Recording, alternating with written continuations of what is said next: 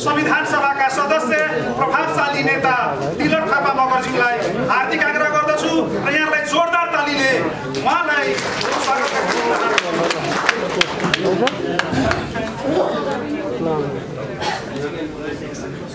धन्यवाद सञ्चालक पार्टी प्रवक्ता श्री शाहज्यूलाई।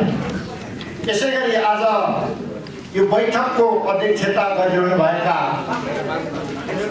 पार्टीका राष्ट्रिय अध्यक्ष, जनमनका नेता, पूर्व मन्त्री, पार्टीका राष्ट्रिय अध्यक्ष माननीय प्रभु शाहज्यू, त्यसैगरी आज विशिष्ट अतिथिको रूपमा आज प्राइम टेलिभिजनका अध्यक्ष, उहाँ चर्चित अभिनेता पनि हुनुहुन्छ, उहाँ अभिनय पनि गर्नुहुन्छ र समाजसेवी पनि हुनुहुन्छ एलिजा गौतमजी। त्यसैगरी हाम्रो पार्टीका सहयोगता कार्यालय, सचिवालय र केन्द्रीय समितिका साथीहरू, पत्रकार मित्रहरू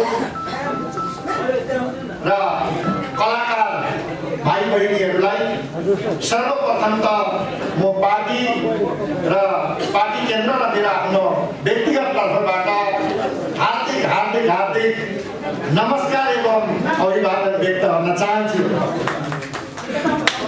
उपस्थित केन्द्रीय सदस्य साथीहरू, आज हामी ऐतिहासिक कार्यभार पूरा गर्नका निम्ति आज हामी यो केन्द्रीय समितिको पूर्ण बैठक बस्दैछौँ।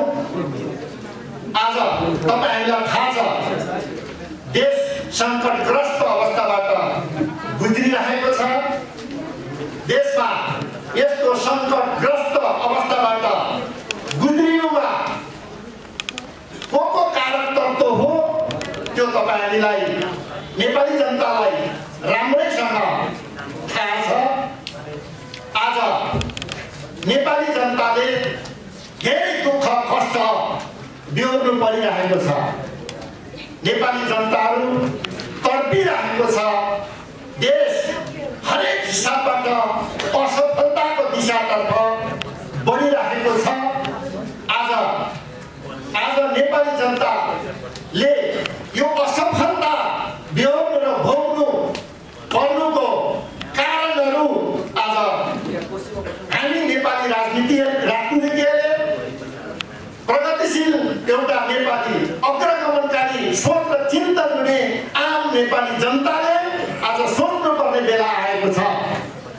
आज नेपाली जनताहरूले किन दुःख र कष्ट बिहोर्नु परिरहेको छ अनि केही व्यक्तिहरू आज उनीहरू मोज र मस्ती गर्दै हिँडिरहेको छ।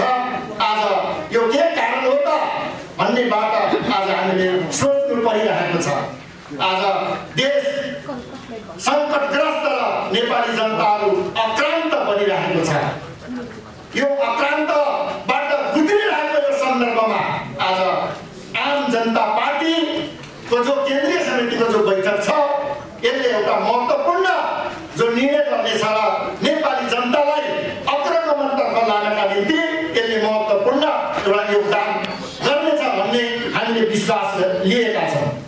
आज देश यो अवस्थामा पुग्नु गुज्रिनु मुख्यतः हामीलाई के लागिरहेको छ भने, मलाई के लागिरहेको छ भने, आज यो अवस्थामा पुग्नका निम्ति मुख्य कारक तत्त्व भनेको, मुख्य पात्र भनेको आज दलका नेताहरू नै हो।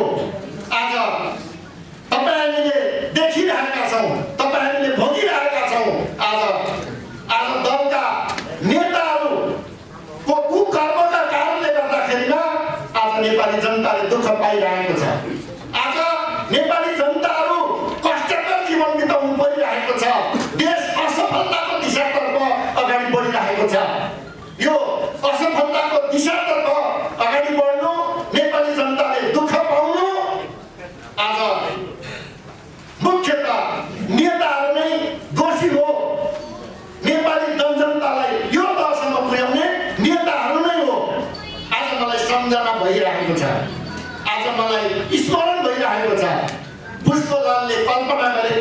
नेपाल कम्युनिस्ट पार्टी जो एउटा सर्वहारा वर्गको नेतृत्व गर्ने भन्दथ्यो, अर्को बिपीले नेतृत्व गरेको नेपाली काङ्ग्रेस, आज यो दुईटै पार्टीले नेतृत्व गर्दै आएको छ, पालो पालो सरकार चलाउँदै आएको छ।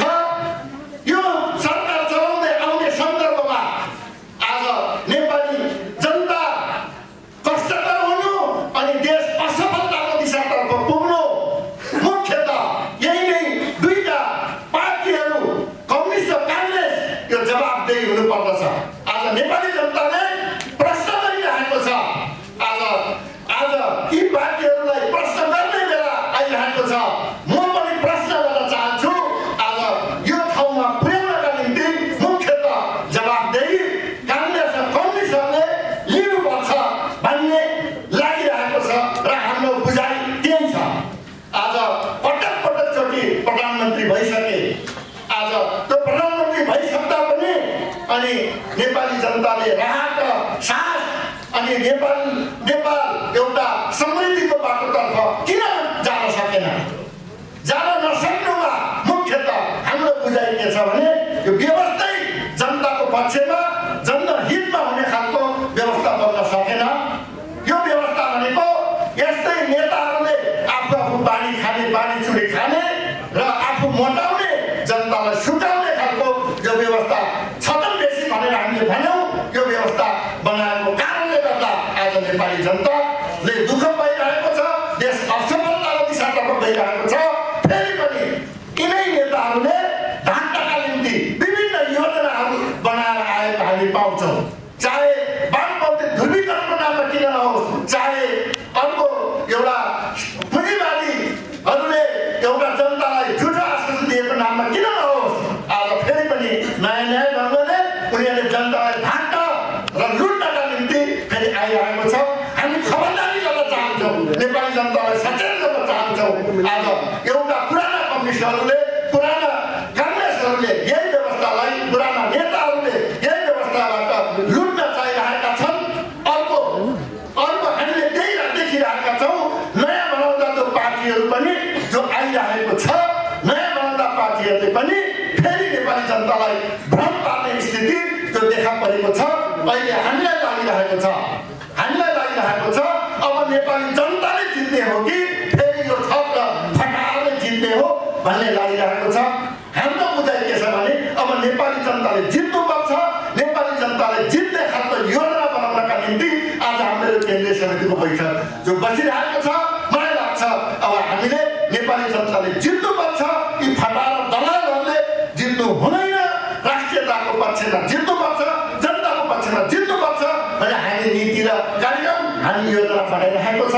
मलाई लाग्छ बनाउन बसिरहेका छौँ। मलाई लाग्छ हामी सफल हुनेछौँ।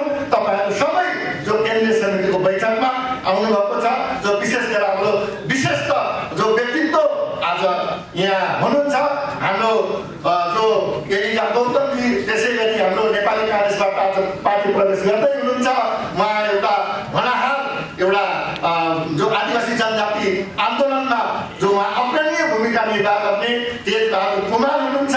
उहाँहरू विशिष्ट जो व्यक्तित्वहरू लगायत तपाईँ सम्पूर्णलाई पार्टी केन्द्रको तर्फबाट म हार्दिक स्वागत गर्दै मेरो आफ्नो छोटो भनाइ अन्त्य गर्छु। धन्यवाद।